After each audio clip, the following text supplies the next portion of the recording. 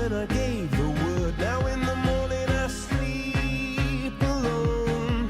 Sweep the streets I used to own.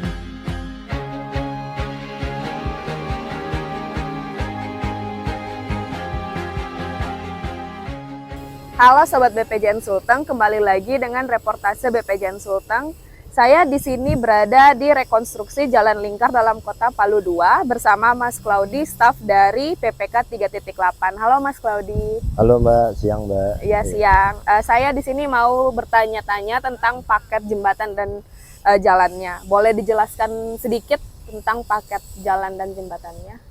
Baik, terima kasih atas kesempatannya Mbak Jihan. Ya. Saya akan menjelaskan terkait paket rekonstruksi jalan lingkar dalam kota Palu 2 ini, di mana di paket ini terdiri dari penanganan jalan sepanjang 13,208 km, di mana di dalamnya itu terdiri dari pelebaran jalan menuju standar sepanjang 12,908 km. Kemudian ada rehabilitasi mayor jalan sepanjang 0,3 km, dan juga ada pembangunan satu unit jembatan, yaitu jembatan Puebongo, satu unit, di mana bisa sama-sama kita lihat sendiri. Di sini adalah lokasi pembangunan jembatan Puebongo dengan panjang bentang 40 meter. Demikian mungkin Mbak. Jadi di dalam paketnya ini termasuk dalam penanganan jalan dan pembangunan satu unit jembatan Puebongo. Kalau boleh tahu total panjang penanganan jalan dan jembatannya berapa Mas? Baik, untuk total penanganan jalannya itu sepanjang 13,208 km. Ya. Kemudian untuk pembangunan jembatannya itu sepanjang 40 meter. Jadi jalannya sekitar kurang lebih 13 km dan jembatannya 40 meter ya? Iya, sekali. Nah, kita tahu di sini ada target efektif jalan dan jembatan ya Mas? Iya. Kalau boleh tahu target efektif jalan dan jembatannya seperti apa?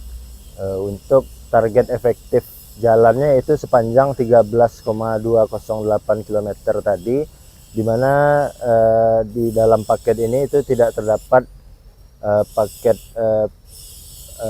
padat karya. Jadi semuanya penanganan efektif. Semuanya penanganan efektif sepanjang 13 km ya Mas? Iya, betul. Jadi Mas, kita tahu ada target efektif ya Mas? Target efektif jalan dan jembatan. Kalau boleh tahu targetnya seperti apa? Targetnya itu dari penanganan jalan sepanjang 13,208 km itu ada pelebaran jalan menuju standar itu sepanjang 12,908 km dan rehabilitasi mayor sepanjang 0,3 km. Jadi target efektif jalannya sama seperti penanganan jalannya, kurang lebih 13 km. Iya. Kalau boleh tahu Mas, rencana penanganan strukturnya apa saja? Baik, untuk penanganan struktur di paket rekonstruksi jalan lingkar dalam kota Palu 2 ini, yang pertama yaitu pembangunan jembatan Puebongo, di mana pembangunan jembatan ini sepanjang 40 meter nantinya akan menggunakan gelagar girder untuk struktur atas jembatannya, sementara untuk struktur pondasi bawahnya yaitu menggunakan pondasi bor pile di kedua abutmennya.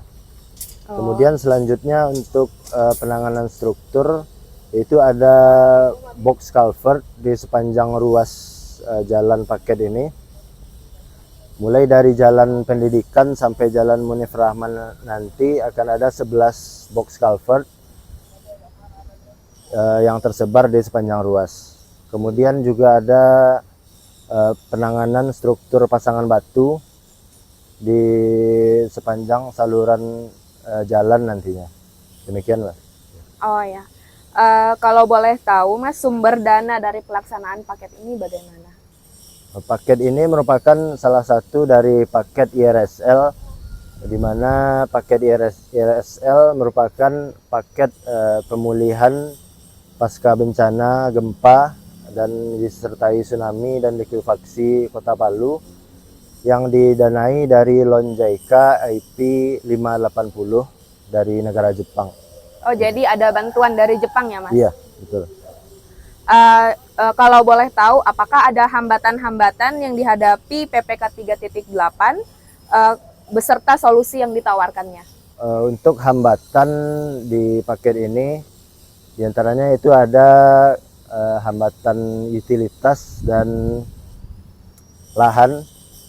Kalau untuk utilitas kita sudah melakukan koordinasi dengan pihak-pihak terkait, di mana utilitas seperti tiang listrik PLN ataupun jaringan pipa PDAM berada di sepanjang ruas jalan paket ini, maupun juga ada di lokasi pembangunan jembatan nantinya. Kita sudah melakukan koordinasi dengan pihak PLN dan PDAM, dan saat ini secara bertahap sudah dilakukan pemindahan utilitas-utilitas tersebut.